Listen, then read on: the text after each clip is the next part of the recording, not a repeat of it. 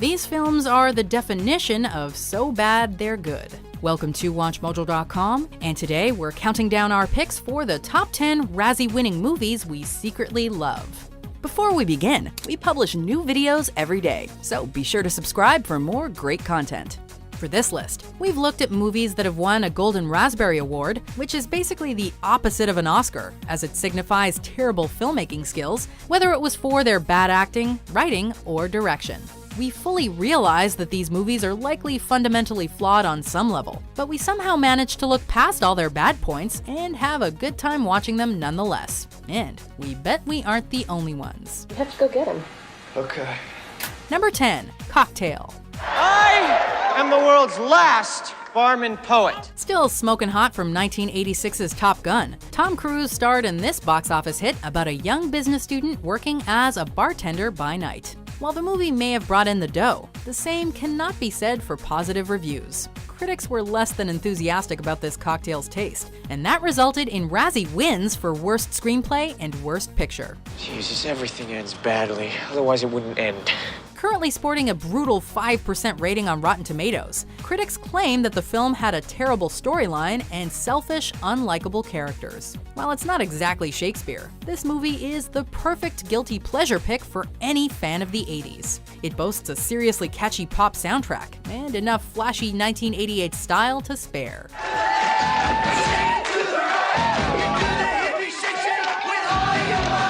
Number 9, Rocky IV. You can change.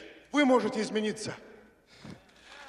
Everybody can change. The original Rocky film was a mega success both critically and commercially, taking home the Oscar for Best Picture while also raking in $225 million at the box office. Flash forward nearly a decade, and the fourth installment in this franchise was more of a champ at the Razzies. It earned itself 5 Golden Raspberries, including Worst Director and Actor for Stallone. You don't want to believe this, but that ain't us up there no more, pal. We can't do that the way we did it before. The musical score was also heavily criticized, as it basically turned the entire film into a 90-minute music video. To be fair though, the music wasn't bad. You may actually find yourself tapping your foot to some of the tunes. Furthermore, the epic climactic showdown between Rocky and Ivan Drago is arguably one of the best bouts of the entire series.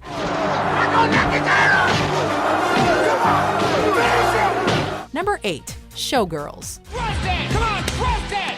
Bob! Okay. That's enough. Thank you, ladies. From film director Paul Verhoeven, who gave us action-packed classics like RoboCop, comes this film, which provided us with a look into the, action-packed life of strippers. Not a whore. Showgirls was a magnet for controversy with its abundant nudity and graphic sexual themes, earning itself an NC-17 rating and a total of 7 Razzies, including Worst Picture, Actress, and Director. Unfortunately, the highly restrictive rating and harsh critical reception did hurt the movie financially. Nonetheless, the film has since gained a devoted cult following. Does it suck? If one looks past all the gratuitous sexual content, there's actually a compelling storyline that works as a satirical evaluation of the showgirl industry. Alternatively, you can gawk at the aforementioned gratuitous sexual content. You know, whatever works. You can't touch me, but I can touch you. I'd really love to touch you. I know where you can touch me. Heather. Number 7, Indecent Proposal. But you can't buy people. If the Showgirls entry taught us anything, it's that taboo sexual themes don't usually go over well with critics. And Indecent Proposal was no exception to this rule. Covering subject matter like infidelity and male control, this flick was subject to criticism for both its indecent premise and storytelling. Sure, it cleaned up at the Razzies that year, winning Worst Film and Worst Screenplay, but maybe it's just misunderstood. What are you doing going through my wallet anyway? I don't trust you. Well, you know what? I don't trust you either. The narrative is either offensive or downright insane depending on who you ask, but it could also be interpreted as a warning for viewers of the many consequences that can arise from extramarital affairs. That or it's just really bad and we take pleasure in watching a train wreck. Don't bet on it. Number 6, Wyatt Earp. You've been a good friend of me, Doc.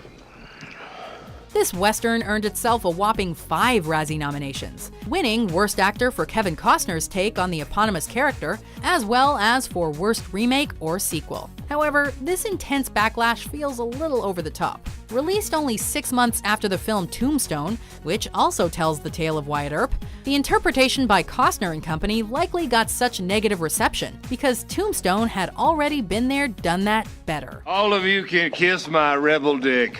While Tombstone is arguably the superior film, this one was arguably a solid effort itself. It earned an Oscar nomination for Best Cinematography, as well as praise from others for its script and musical score. It's a bit on the long side, but still worth watching. I considered ending it myself on several occasions, but self-control got the better of me. Number 5. Charlie's Angels Full Throttle. That's it! Let's get in there!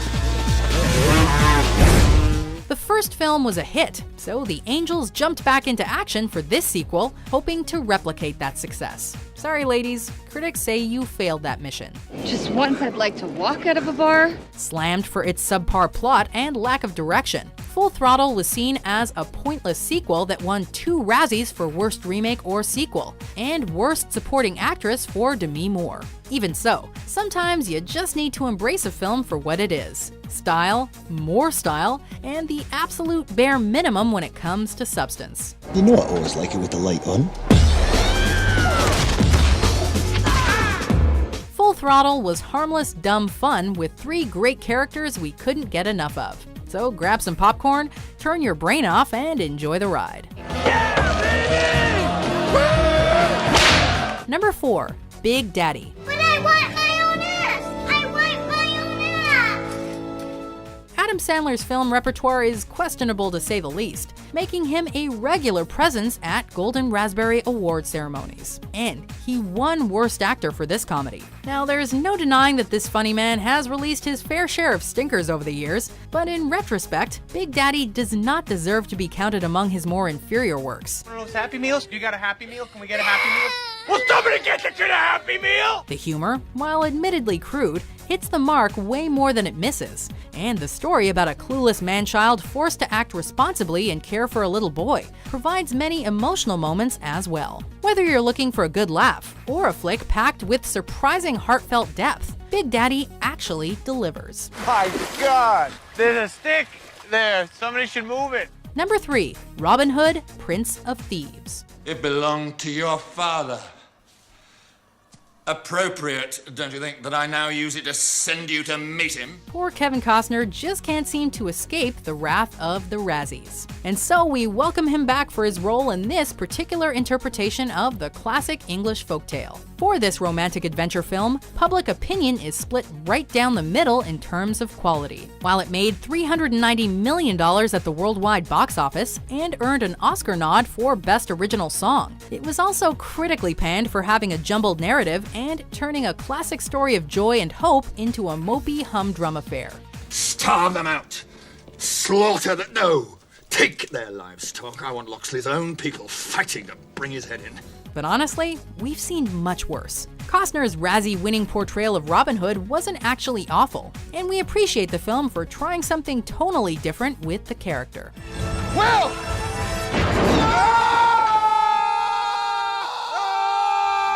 Number 2. Rambo, First Blood Part 2. Is that why they pick you? Because you like to fight? First Blood was a powerful, tense action movie. While we'll admit its sequel isn't quite as good, the fact that it won the Razzie for Worst Picture is honestly baffling. With this and the aforementioned Rocky IV nominated the same year, we suspect that the Razzies just enjoy picking on Stallone. Do they hate fun? This second Rambo adventure was a simple, straightforward action romp. It knows exactly what it is, and because of its thrilling pace and extravagant set pieces, it's since become an iconic entry in the pantheon of action cinema. This sequel may have traded in its predecessor's grit and polish for over-the-top, bonkers craziness, but we love it anyway. Exploding arrows? Come on, that's awesome. If I have a war, you gotta become war.